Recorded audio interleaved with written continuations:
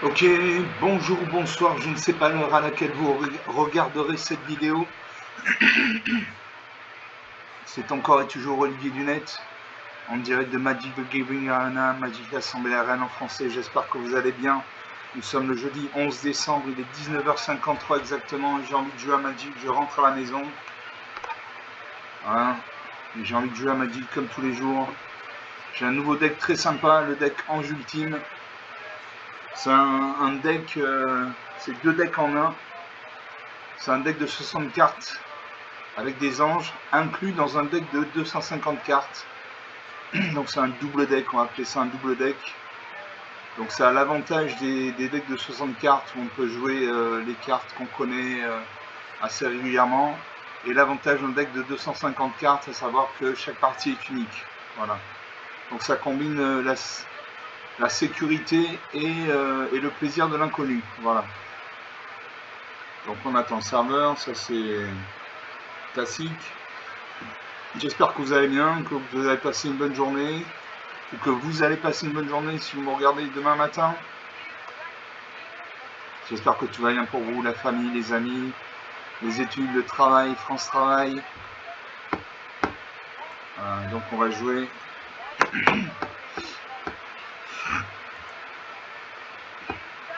J'ai trouvé un match.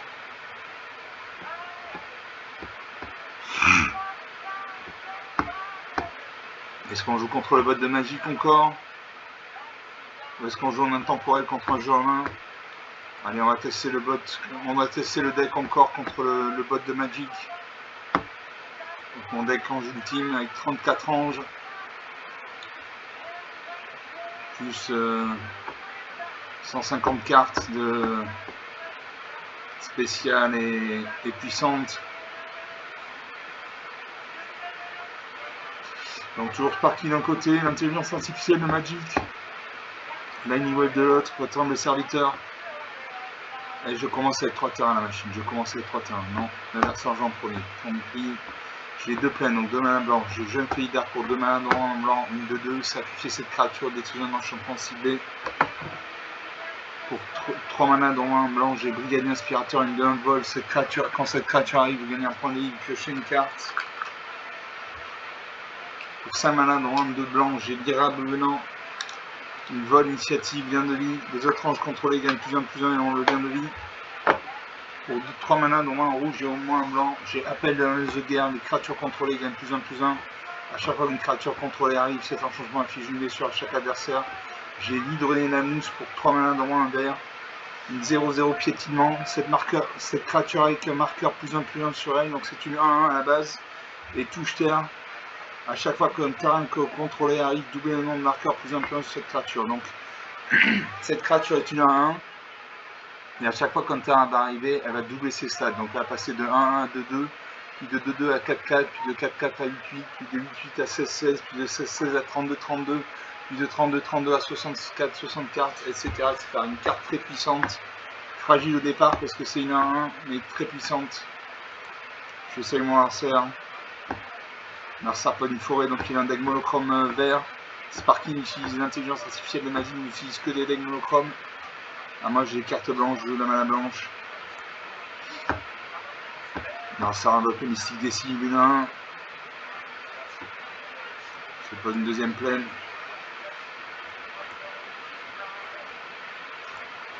Je peux jouer le jeune Félidar, une 2/2, sacrifier cette créature, détruire un enchantement ciblé.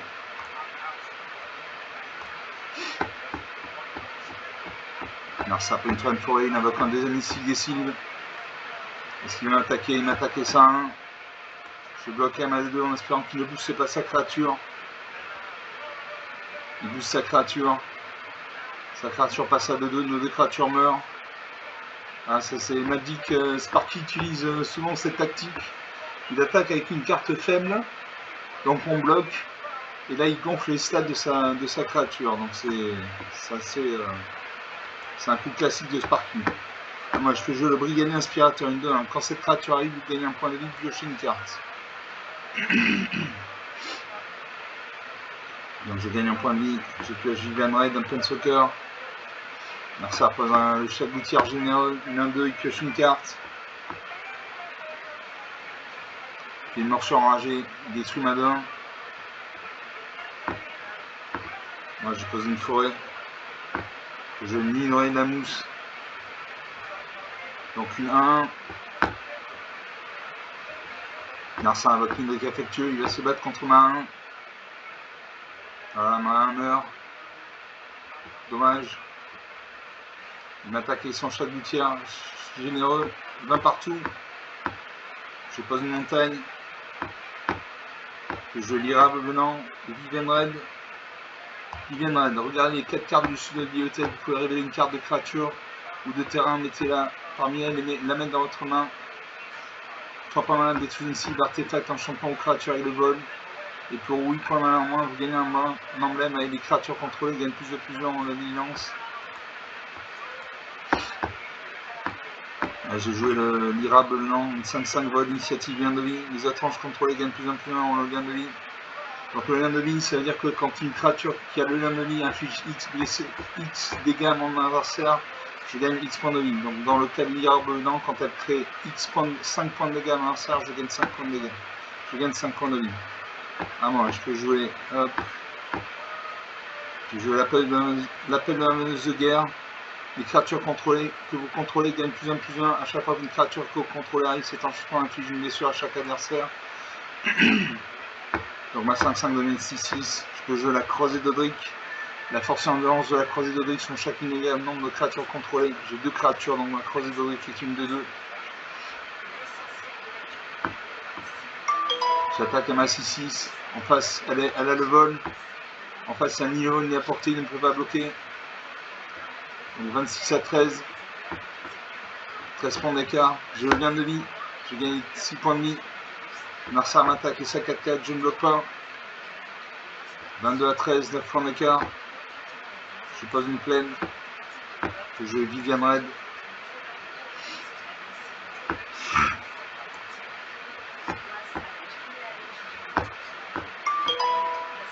Je regarde les 4 cartes du sud de ma bibliothèque. Révéler une carte de créature de terrain et la mettre dans ma main.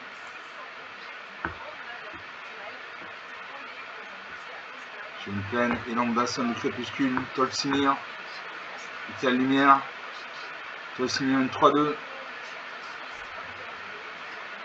bassin du crépuscule, elle joue Tolsimir,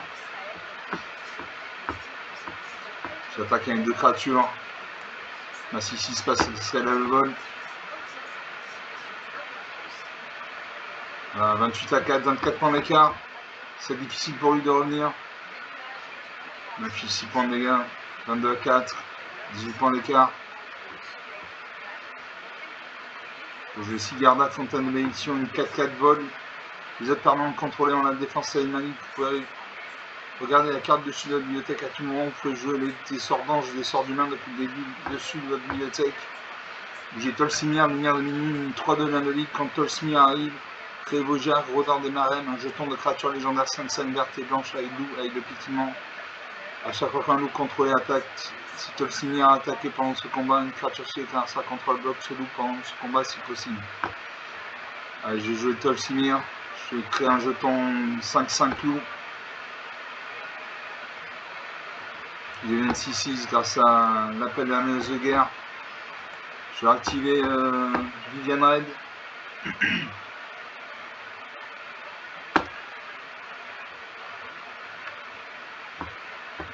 Je joue le coordinateur de décollage. Ou une montagne. Allez, je joue le coordinateur de décollage. J'attaque mes 2 créatures actives. Il ne peut pas bloquer, ces créatures sont engagées. Et là, je le finis.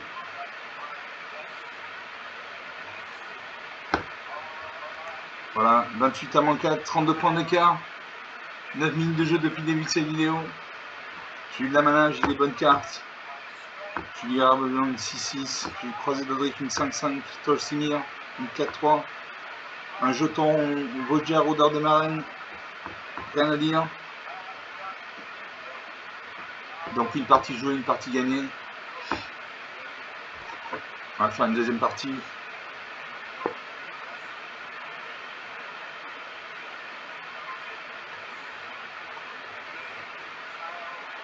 On attend le serveur.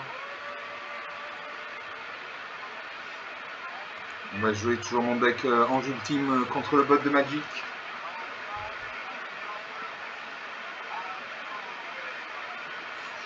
Un Sparky contre l'Annie Wave. Votre homme le serviteur. Je commence, j'ai un marais, donc un mana noir, j'ai une montagne, une mana rouge, j'ai une forêt, une mana verte. J'ai Giada Fontaine Espoir pour 2 mana, dont un blanc, une de 2 vol vigilance.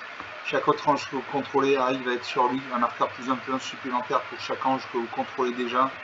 Pour 2 mana, dont un blanc, j'ai porteur de gloire, une de 1. Pendant votre tour, cette créature à l'initiative. Donc c'est pendant votre tour, c'est pas tous les tours. Et pour 5 mana, dans un blanc, j'ai les créatures contrôlées, gagnent +1/+1 jusqu'à la fin du tour. Pour 4 mana, dans un blanc, j'ai ange de la fatalité, une 3/4 vol. Quand cette créature arrive, exilée au cimetière d'un joueur ciblé. Pour 2 mana, dont un noir, j'ai malédiction d'intrus. À chaque fois qu'une créature que le joueur chanté contrôle arrive, ce joueur perd un point de vie, gagne un point de vie. Je garde ces cartes. Je salue mon adversaire. Et je joue un marais. J'ai une carte noire, donc je joue de la mana noire. L'adversaire pas une forêt, donc il a un deck monochrome vert. Alors je pose une forêt. Je vais malédiction d'intrus. Donc enchanté joueur. À chaque fois qu'une créature que le joueur enchanté contrôle arrive, ce joueur perd un point de vie, vous gagnez un point de vie. Je cible mon adversaire.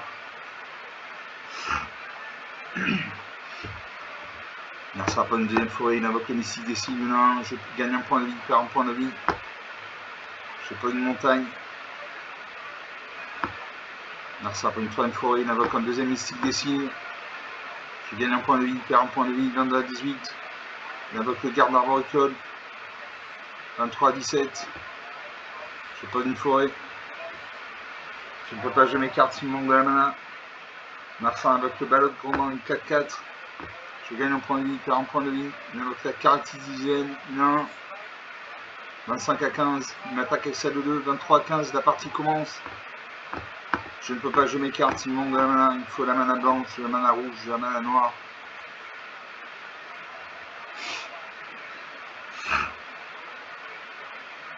L'adversaire m'attaque. Il fait 5 et 4, 9 points de dégâts. 14 à 15. Allez, hop. Toujours pas de mana. Alors ça invoque le garde arboricole. Je gagne un point de vie, il perd un point de vie. 15 à 14. Il m'attaque. 6 à 14. Je pose un arrêt. Je joue la dissimulation mortelle, détruit toutes les créatures.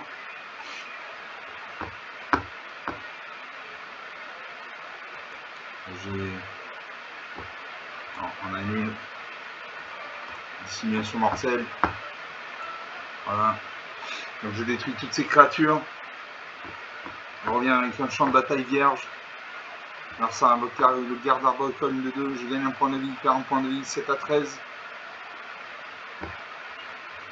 Je ne peux toujours pas jouer mes cartes s'il manque de la mana. Il faut une plaine, une mana blanche. Narsa m'attaque, 5 à 13. Je pose une île, c'est toujours pas bon. Narsa invoque l'île de Cafectio, une 4-4. Je gagne un point de vie, perd un point de vie, 6 à 12. Il m'attaque avec ça de 2, 4 à 12. Je pose une forêt. Je perds des 7 morts. Je perds des 7 morts, une 7-7. Alors, elle a l'initiative, donc elle attaque quand l'adversaire en attaque. Donc elle peut détruire une créature que cette créature en attaque. Elle a la vigilance, donc elle ne s'engage pas quand elle attaque, donc elle peut attaquer et bloquer au même tour. Elle a la menace, donc elle ne peut être bloquée que par au minimum 2 créatures. Elle a le piétinement, donc elle inflige son surplus de dégâts au planeswalker ou au joueur qu'elle cible. Elle a la portée, donc elle peut se battre contre les créatures quand on le vole. Elle a le lien de vie, donc à chaque fois qu'elle fait 7 points de dégâts à mon adversaire, je gagne 7 points de vie. Et elle a la parade. Donc on joue ça.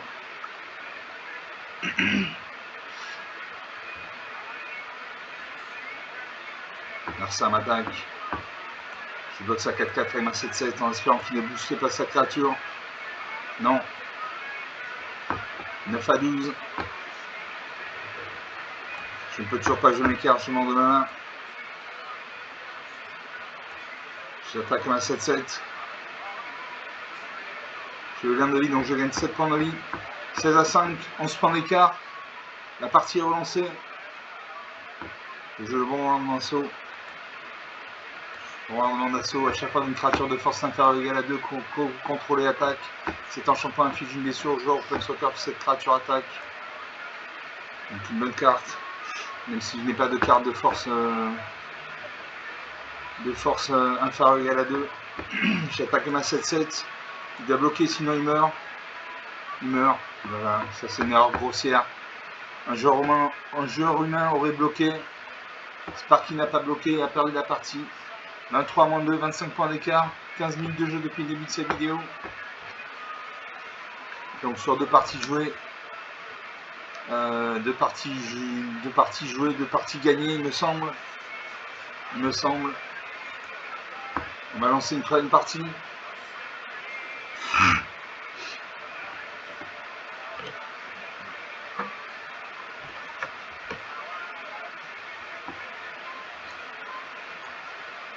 Voilà, troisième partie avec le deck Ange Ultime contre Sparky, l'intelligence artificielle de Magic.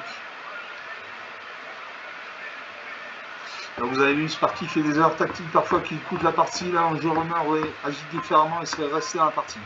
Je commence, j'ai 2 plaines, donc 2 manas blancs, j'ai une forêt, une main inverse, j'ai Ange éblouissant pour 3 manas, dont un blanc, une 2-3 vols. À chaque fois qu'une autre créature que vous contrôlez arrive, vous gagnez un point de vie. Pour 3 manas, dont un blanc également, j'ai le brigadier inspirateur, une 2-1 vol. Quand cette créature arrive, vous gagnez un point de vie, vous piochez une carte. Pour 3 manas, dans moins de 2 noirs, j'ai Rue d'Effroi. Un arceur ciblé sacrifie soit la moitié des créatures qu'il contrôle, soit la moitié des cartes de sa main, soit la moitié de ses points de vie. Et pour un mana blanc et un mana rouge, j'ai Déferlante vers le front. Soit créer 2 jetons de créatures à un rouge gobelin, soit une créature ciblée gagne plus de vie jusqu'à la fin du tour, c'est un nombre de créatures que vous contrôlez. Je garde ces cartes. Je sais mon arceur, même si c'est une machine, je pose une peine. J'ai des cartes blanches, je joue la mana blanche. Ça pose une plaine également, donc il a un deck monochrome blanc. Sparky n'utilise que des decks monochromes. Il a un mode de Shadow's Sanctuary, une 22. Je pose une deuxième plaine. Ça un doctorat passionné, une 2-2. Une attaque S1, 1-2. 19 à 20, la partie commence. Donc orateur passionné, une 2-2. À chaque fois qu'une autre créature que vous contrôlez arrive, vous gagnez un point de vie. Moi je pose une forêt. Je joue le cristal de la caverne de l'hôtel. Les terrains contrôlés ont ajouté un mana de la couleur de votre choix. J'invoque cette carte tant qu'il n'y a pas beaucoup de créatures sur le champ de bataille. Narsa invoque le gardien de Rika, il gagne un point de vie avec son orateur passionné, une attaque. 16 à 21. Je lance la fatalité, une 3-4 vol. Quand cette créature arrive, exile au cimetière dans leur ciblé. Ou l'ange éblouissant, je joue l'ange éblouissant comme ça. À chaque fois qu'une créature arrive, je gagne un point de vie. Narsa invoque le prêtre sacré, une 1. Il gagne un point de vie. Comme il a gagné des points de vie, son prêtre sacré est passé de 1 à 2-2. Il a boosté son chat du sanctuaire à 3-4. Je ne bloque pas. 13 à 22, 9 points d'écart.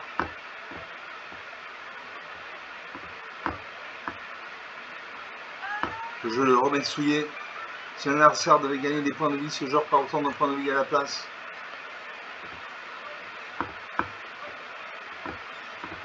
J'attaque à ma 2-3 à le vol. En face, il n'y a ni le vol ni à portée, il ne peut pas bloquer. 13 à 20, 7 points d'écart.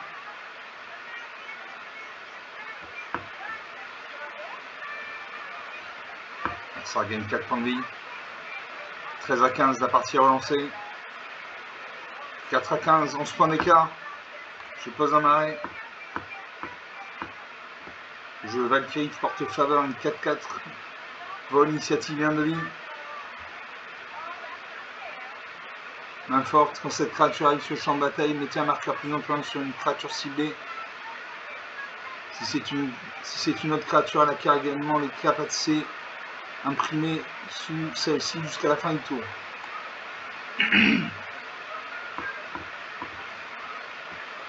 Donc je cible ma 2-3. Elle passe à 3-4. À l'initiative, le nain de vie, le vol. Je n'attaque pas parce qu'en face il a 5 créatures. J'attaque. Si j'attaque, je gagne 3 points de vie. Allez, j'attaque. 8-12. Larsin invoque l'ange à serre, une 4-4. Il gagne un point de vie, il perd un point de vie.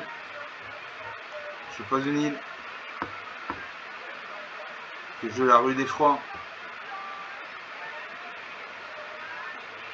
J'ai 5 terrains, 3, 2. Je joue à la rue d'effroi. Un adversaire ciblé, il sacrifie la moitié des créatures qu'il contrôle de son choix arrondi à l'unité supérieure. Je paye. Donc il va se défausser de 3 créatures. Je déferle vers le front. Une carte sur ciblé gagne plus vite jusqu'à la fin du tour, excitant le nombre de créatures contrôlées. J'ai 8 points de dégâts. Je peux faire 9 points de dégâts. Je vais créer 2 jetons de créatures, un rouge gobelin. Je gagne 2 points de vie. J'attaque avec 2 créatures actives. Bloc. 14-7. Larsin invoque le prêtre sacré. Il perd un point de vie. Il attaque sa 3-4 et sa 4-4. Je bloque sa 3-4 avec une 1. Je ne peux pas bloquer sa 4-4 puisqu'elle a le vol et mon gobelin, mon jeton gobelin n'a pas le vol. Donc je prends 4 points de dégâts. 10-6.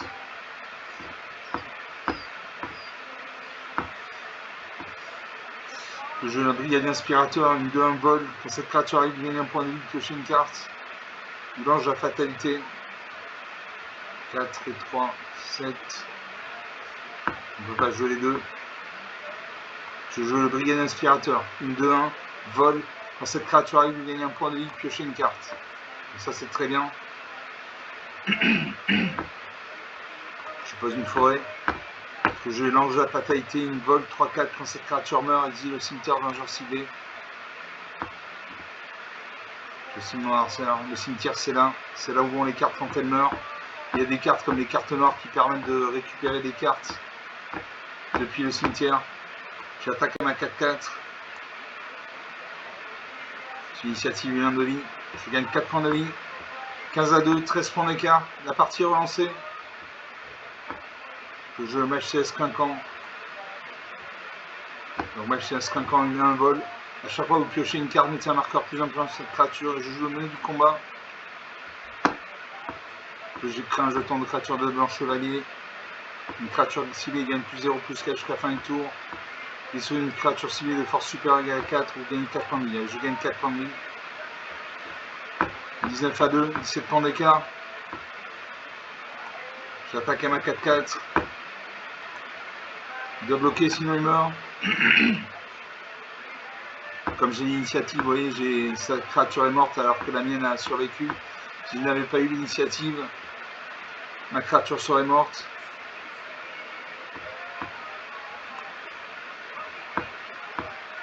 Ces créatures n'ont pas le vol, donc j'attaque avec toutes mes créatures qui ont le vol. Je fais 4 et 2, 6 et 3, 9 et 2, 11 points de dégâts. Et je gagne la partie 27-2, 29 points d'écart. 24 minutes de jeu depuis le début de cette vidéo. Donc il y avait du suspense. J'ai été mené au score. Grâce au remède souillé, à chaque fois que le noirceur devait gagner des points de vie, il en a perdu. Grâce au cristal de la carte de l'hôtel, mes terrains ont eu toutes les couleurs de mana possibles. J'ai eu une 4-4 vol, initiative vient de vie. Un jeton de gobelin, une 2-1 qui m'a permis de gagner un point de vie, de piocher une carte. Une 3-4 qui m'a permis d'exiler le cimetière d'un joueur ciblé. Et le match CS Clinquant. Donc sur 3 parties jouées, une de perdue, 2 de gagnées.